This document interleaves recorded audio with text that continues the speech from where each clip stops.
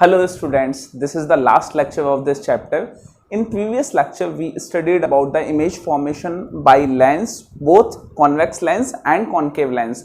Now in this lecture we will study about the lens formula. Lens formula gives you a formula, एक formula आपको मिलता है जहां पे आप exact location image की find कर सकते हैं. किसके लिए? For the position of object. आपको ऑब्जेक्ट दिया हुआ है किसी पोजीशन पे, ठीक है. फॉर एग्जांपल बियॉन्ड सी दिया हुआ है, तो आपको ये तो मालूम है कि अगर बियॉन्ड सी कॉन्वेक्स लेंस के केस में ऑब्जेक्ट रखा है तो इमेज कहां फॉर्म होगी? इमेज फॉर्म होगी that is between f2 and 2f2.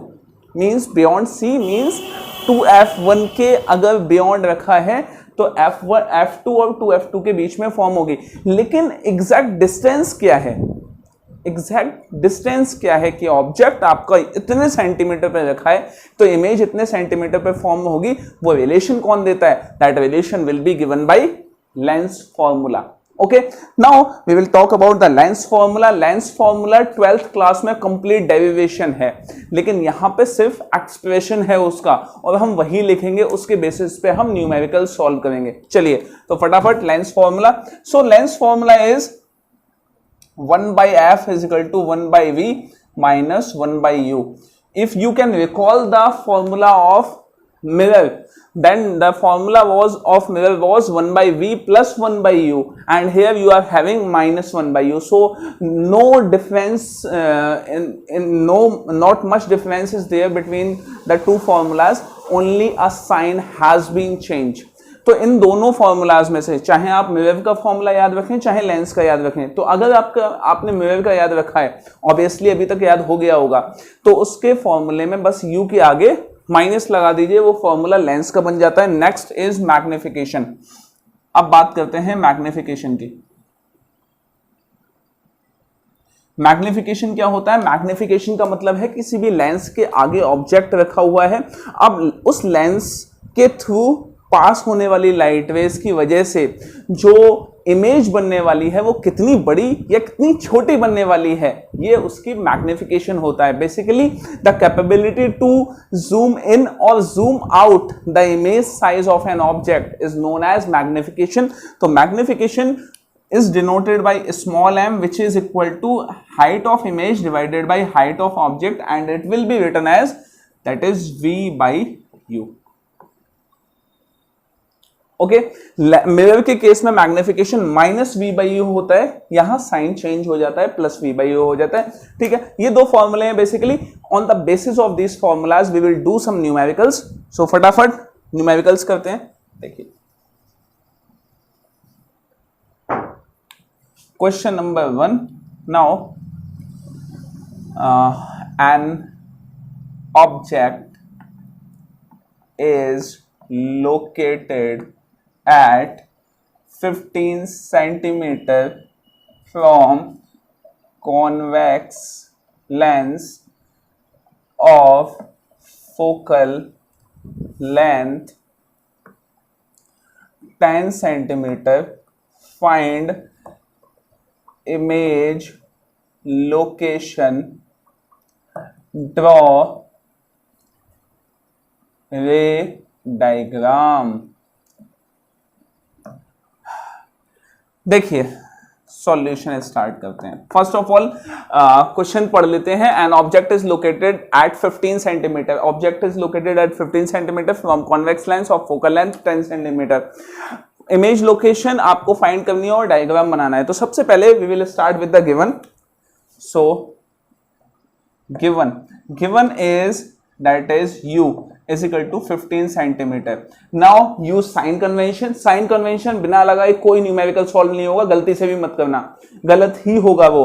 तो u के आगे हमेशा साइन लगता है क्या? नेगेटिव का, दैट इज 15 सेंटीमीटर. अगर आपको साइन कन्वेंशन की नॉलेज नहीं है तो साइन इस प्लेलिस्ट में साइन कन्वेंशन का भी एक वीडियो मैंने बनाया हुआ है, वो देखिए जरूर. ठीक है, तो देखिए u is equal to -15 centimetre. Now f focal length की जब भी बात आती है तो दो चीजें मैंने आपको बताई हैं, अगर कॉन्वेक्स है तो क्या होगा और अगर कॉनकेव है तो क्या होगा। तो कॉन्वेक्स के केस में हमेशा फोकल लेंथ पॉजिटिव होती है, कॉनकेव के केस में नेगेटिव होती है, चाहे वो लेंस हो या मिरर हो। तो कॉन्वेक्स जो है वो focal length plus 10 centimetre. Now as we know that is 1 by f is equal to 1 by v minus 1 by u. Till now you will get half marks for to write given and to write length formula. You will get half marks. Now solution will start from here. Now focal length is plus 10 is equal to 1 by v minus 1 by minus 15. Minus into minus will become plus 15. I will take this plus 15 here. So 1 by 10 minus 1 by 15 is equal to 1 by v. Now 1 by v is equal to, I will take the LCM of 10 and 15, that is 30. So the 10 3 ja 30, so it will be 3.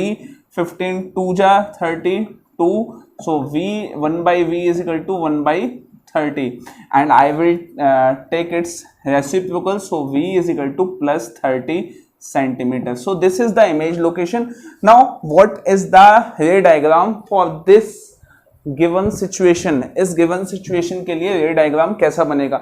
So first of all draw convex lens. This is convex lens. This is f1. This is 2f1. This is f2. This is 2f2. Now focal length is given at 10 centimeter. Object is located at 15 centimeter, means this is 10 centimeter, so 2f will be 20 centimeter.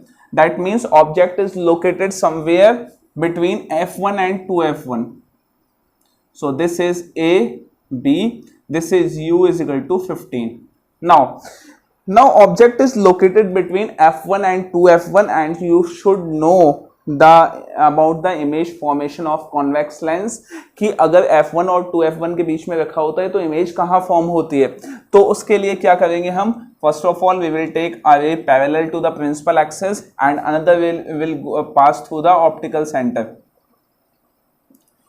Okay, the ray which goes parallel to principal axis will pass through the focus, and after passing the focus it will go like this and meet somewhere beyond 2f2, sorry, so ये a dash b dash. So this is the location of image. So v is equal to 30 centimeter. So this is the image formation by convex lens. We will move on to another question. One thing which you should keep in your mind, that no question can be solved without using sign convention. And ये तो एक चीज हो गई. Now what is the second thing? Second thing ये है कि आपको इमेज फॉर्मेशन जरूर आना चाहिए, तो आपको क्वेश्चन सॉल्व करने में थोड़ा ईज होती है, थोड़ा आसानी से सॉल्व हो जाता है. Next is convex lens of focal length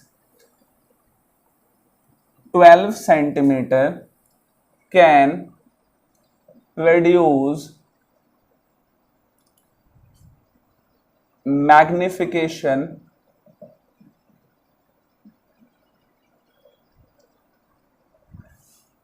m is equal to -2. Find object image location, means we are required to find object location as well as image location. Full stop. Comma, draw ray diagram. We have to draw ray diagram, so we will start with the solution. First of all you have to right the given part. एक बार question पढ़िए और given part लिखिए, भले ही question में कुछ भी समझ में ना आएगा. Convex lens of focal length 12 centimetre, that means f is equal to 12 centimeter, and since it is convex lens, so its focal length will be positive. Use sign convention. Okay, now magnification is equal to -2. Now these two information are given in the question and we are required to calculate the v, u and u. So we will start, ये given हो गया. अब कौन से फॉर्मूले से start करें? अगर हम स्टार्ट करते हैं 1/f is equal to 1/v minus 1/u, तो ना आपके पास v है ना आपके पास u है. एक इक्वेशन में दो अननोन वेरिएबल्स नहीं फाइंड किए जा सकते, एक ही अननोन वेरिएबल फाइंड किया जा सकता है. तो और क्या हो सकता है? देखिए, एक मैग्निफिकेशन का भी फॉर्मूला है, that is v by you. तो मैग्निफिकेशन दिया हुआ है -2 इज इक्वल टू v की वैल्यू क्या है नहीं मालूम, u की वैल्यू क्या है नहीं मालूम. तो हमारे पास यहां से v is equal to -2u एक रिलेशन आ गया. अच्छा, ये रिलेशन अब काम कैसे करेगा? ये रिलेशन काम करेगा, आपके पास फॉर्मूला है 1/f is equal to 1/v minus 1/u.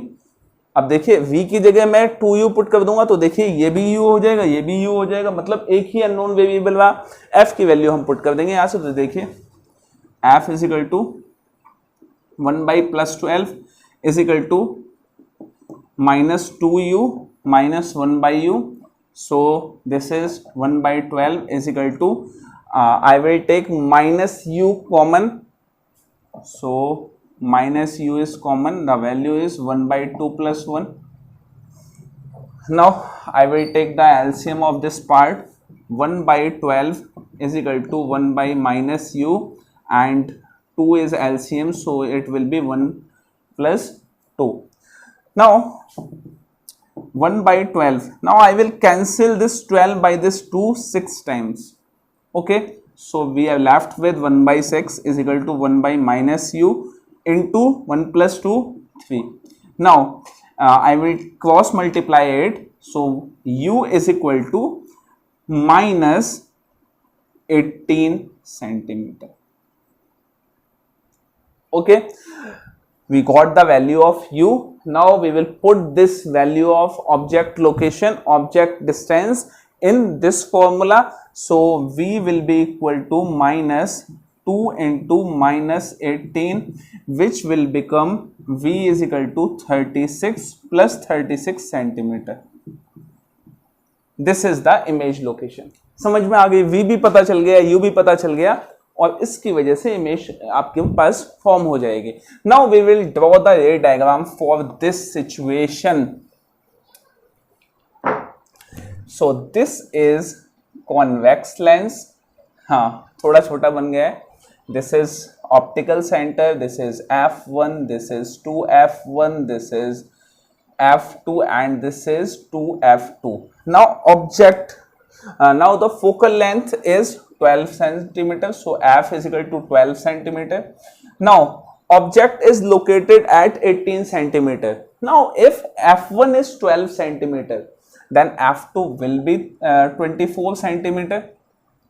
Now if object is located at 18 centimeter, that means object is located somewhere between f1 and 2f1, so it is located here.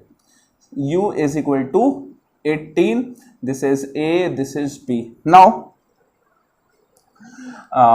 we will draw image formation. One way will be parallel to principal axis, another will passes through optical center undeviatedly, and this will go this will pass through focus, and these light rays will meet here beyond 2f2. This is A dash, this is B dash, and V is equal to 36 centimeter.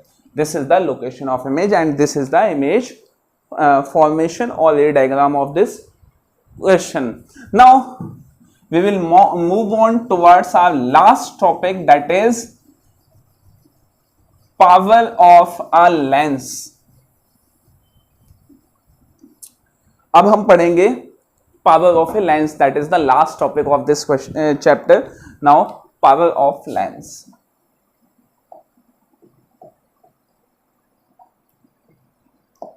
Power of lens को एक तरह से समझ सकते हैं कि आपके पास एक लेंस है, तो बेसिकली लेंस काम क्या करता है? अगर मोटे मोटे तौर पे समझा जाए तो एक लेंस, कोई भी एक लेंस है, वो काम क्या करता है? वो लेंस काम करता है, उससे जब लाइट रेज पास होती हैं तो वो उन लाइट वेव्स को बैंड कर देता है, यही काम तो करता है लेंस, ठीक है। तो फॉर एग्जांपल एक लाइट वे आ रही है कहाँ, पैरेलल से, तो जो लाइट वे पैरेलल से आ रही है वो फोकस से पास होगी। सवाल ये है इस लेंस का फोकस कहाँ होगा, तो देखिए ये वाला जो लेंस है वो किसी इस वाले स्फेरिकल सरफेस का पार्ट रहा होगा। स्टार्टिंग में आपको याद रहा होगा मैंने स्फेरिकल सरफेस से इसको कट किया था। अगर आपको नहीं समझ में आ रहा है तो आप लेंस वाला वीडियो जरूर देख लीजिए, ठीक है। तो ये इसका पार्ट रहा होगा, तो इतना बड़ा स्फीयर है तो इसका फोकस यहाँ कहीं रहा होगा, तो ये फोकस है इसका, तो लाइट रेज यहाँ से ऐसे पास हो गई। Means the light rays will be which are parallel to principal axis will pass through the focus after passing through lens. Now another case I am having lens this is a thick lens, okay. Now again the light rays are coming from parallel, अब parallel आ रही हैं तो focus से ही पास होंगी। अब देखिए इन दोनों lens में फर्क क्या है, ये वाला जो लेंस है वो किसी इस वाले स्फीयर का पार्ट रहा होगा, क्योंकि जितना मोटा लेंस होगा उतना ही बड़ा छोटा उसका फोकल लेंथ होगी, तो इसका फोकस कहीं यहाँ होगा। तो लाइट रेज कहाँ से पास हो जाएंगी, लाइट रेज यहाँ से पास हो जाएंगी। अब देखिए दोनों में से दोनों ही केस में लाइट रेज जो है वो किस केस में ज्यादा बैंड हुई है, इस केस में ज्यादा बैंड हुई है। जिस केस में फोकल लेंथ ज्यादा थी उस केस में लाइट रेज कम बैंड हुई हैं, और जिस केस में फोकल लेंथ कम थी उस केस में लाइट रेज ज्यादा बैंड हुई है। दैट मींस लेंस की एबिलिटी होती है लाइट को बैंड करना। ये एबिलिटी क्या है, ये लेंस की पावर है। This is the power of lens to bend the light ray, ठीक है। अब लाइट रे को बैंड किया है तो जिसने ज्यादा बैंड किया है लाइट रे को उसकी पावर उतनी ही ज्यादा है। क्या समझ में आ गई बात? दैट मीन्स जिस भी पावर लेंस की फोकल लेंथ कम है उसकी पावर उतनी ही ज्यादा है। तो यहां पे मैं लिख देता हूं power of lens is inversely proportional to focal length. Now P is inversely proportional to 1 by f. So P, we will remove proportionality and we will put some constant that is k into 1 by f. Now if k is equal to 1, so P is equal to 1 by f. This is the formula. और power की जो unit होती है lens में, power की जो unit होती है दैट इज डायोप्टर, और इसको डिनोट किया जाता है किससे, कैपिटल डी से, कैपिटल डी से, ठीक है। अब डायोप्टर किस में मेजर होता है, डायोप्टर हमेशा मीटर्स में मेजर होता है, ये हमेशा मीटर्स में मेजर होता है। फोकल लेंथ की वैल्यू हमेशा मीटर्स में रखी जाती है तब ये मेजर होता है। तो एक क्वेश्चन ले लेते हैं। क्वेश्चन क्या है कि किसी भी लेंस की जो फोकल लेंथ है वो +50 सेंटीमीटर है। +50 का मतलब हुआ कॉन्वेक्स लेंस है। तो आप पावर बताइए। तो देखिए सॉल्यूशन,